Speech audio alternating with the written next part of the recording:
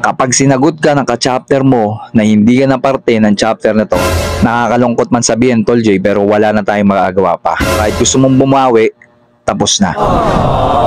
Yo mga Tol Brad and Sis, Tol ay nga po pala.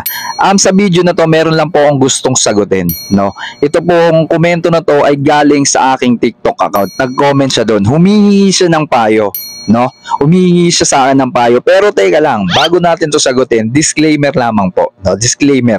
Lahat po ng sasabihin ko dito is pawang opinion ko. Lahat po tayo may kanya-kanyang opinion at ito po ang opinion ko. So hindi ko na patatagalin pa to mga Tol Brad and Sis. Umpisaan na natin to at babasahin ko na yung komento. Ang comment na ito ay nanggaling kay Tol J. Jandantayana. J. Jandantayana. Nakakabulol yung yung pangalan mo, brother. Ito yung yung tanong niya. Tol Lakay, gusto ko ng payo. Ako, inala ko lahat ng pinaghirapan ko. Gusto ko maging active ulit pero natatakot na ako. Tol Lakay, sana mapansin mo ako. Yon mga Tol Brad and Sis, ang kanyang komento sa aking TikTok account. Humingi pala siya ng payo kasi gusto niya na ulit mag-active kaso natatakot siya. No? Tatawagin na lang kitang Tol J kasi ang haba ng pangalan mo yun. No? Tol J, kung mapanood mo man to, sana unawain mo at pakinggan mo yung payo na nanggaling sa akin. Tol J, ang una mong gawin, kontakin mo kahit sino sa mga ka-chapter mo, no? Kontakin mo sila, tawagan mo, i-message mo, i-text mo, kausapin mo ng personal. Tanungin mo, no? Tanungin mo kung ikaw ba ay parte pa ng inyong chapter, no? Alam mo na ibig sabihin, kung parte ka pa, kung hindi ka pa expelled. Kasi Tol J, baka gusto mo nang bumawi kaso huli na ang lahat. Hindi mo alam na expelled ka na pala. Nangyayari yon, Tol. Nangyayari yung hindi alam ng isang Brad na expelled na siya. No? Yung umuwi ng probinsya, walang komunikasyon, walang kahit ano. Nangyayari yon mga brother. So una mong gawin, kontakin mo kahit sino sa ka-chapter mo at tanungin mo kung ikaw ba ay parte pa ng chapter nyo. Kapag sinagot ka ng ka-chapter mo na hindi ka na parte ng chapter na to, nakakalungkot man sabihin, Tol J, pero wala na tayong magagawa pa. Wala na tayong magagawa kahit gusto mong bumawi, tapos na. Pero, no? Pero kapag sinabi nung kinontak mong Brad o Sis na parte ka pa rin ng chapter na to, magbunyi ka, Tol. No? Magsaya ka. Kasi ito na yung pangalawang pagkakataon para bumawi ka sa chapter mo. Ang una mong gagawin, ito payo ko lang sa'yo ang una mong gagawin, Tol, pumunta ka sa meeting na gaganapin ng chapter nyo. No? Pumunta ka, gulatin mo sila. Huwag mo sabihin kahit kanino na a-attend ka ng meeting, basta ka pumunta doon, gulatin mo sila. No, kasi kapag nagsabi ka na pupunta ka ng meeting tapos may nangyaring hindi mo inaasahan, hindi ka na-attend ng meeting, masisira ka na naman. Lalo ka masisira doon. Gulatin mo sila, Tol. Gulatin mo sila, umattend ka ng meeting, doon ka humingi ng pasensya, doon ka magpaliwanag kung anong nangyari sa'yo.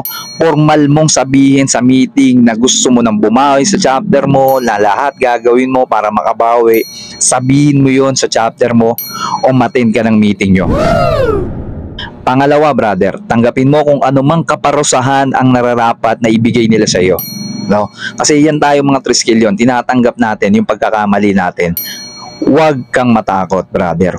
Huwag kang matatakot. Kasi once na bumalik ka, gusto mo nang mag-active ulit, maniwala ka sa akin, dalawang kamay, yayakapin ka ng chapter mo. Man is a brother unto man. Lagi mo yan tatandaan, kapatid.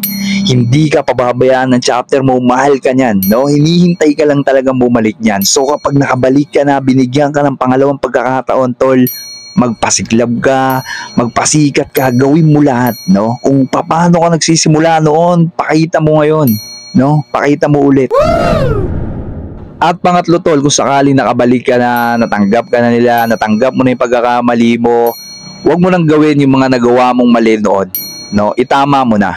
No? Kasi ito na yung pangalawang pagkakataon mo. No, hindi natin alam kung mayroon pang pangatlong pagkakataon, pero gaya ng sinabi ko sa iyo, huwag mo nang gawin yung mga maling nagawa mo. No? Gawin mo lang kung ano sa tingin mo yung tama. Lagi mo lang susuportahan ng buong puso ang chapter mo.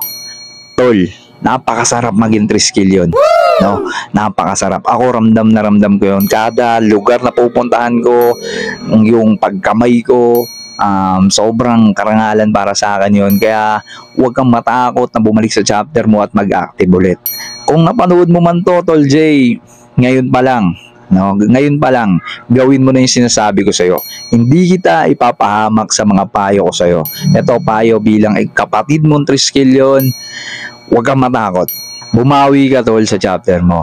No? Kung nag-inactive ka man noon dahil sa may mga priorities ka, pamilya, trabaho, pag-aaral, wala namang problema doon tol eh. Naiintindihan ka ng kapatiran natin. Maiintindihan ka ng chapter mo. Lagi mo yung tatandaan. No? Kaya nga mayroon tayong kasabihan na kahit lumayo ka man, babalik ka rin. No, babalik ka rin sa chapter mo. Totoo yun, totoo yun. Kapatid ka pa rin namin, kakamayan ka pa rin namin dahil dito sa Tao Gamma Pi, tayo ay magkakapatid. So yun lang tol Jay, sana'y nagustuhan mo yung payo ko, sana'y mapanood mo to at balitaan mo ako kung anong nangyari sa chapter mo. Hindi ko alam kung yan yung totoong pangalan mo, baka gumamit ka lang ng ibang pangalan para hindi ka makilala. Pero gaya na sinabi ko sa'yo, wag ka matatakot. No? Wag ka matatakot. Kung gusto mo mag-active ulit, pakita mo sa chapter mo na nagbago ka na. Yun lang. No? Muli, gusto ko lamang po magpasalamat sa lahat ng sumusuporta po sa akin. Road to 30,000 followers na tayo. Ganun lang yun. Pero magte 30,000 followers na tayo. No? Pag gumabot tayo ng 50,000 followers, ang pamimigay naman natin sagwan. Pero hindi yan akin yan eh. Pamimigay natin, alam nyo na yun, sagwan. So, yun lang mo. Maraming salamat po sa solid na sumusuporta sa akin, sa mga nambabash po sa akin. Salamat pa rin po. Muli, ako nga po pala si Tol Lakay. Salute po sa inyo lahat.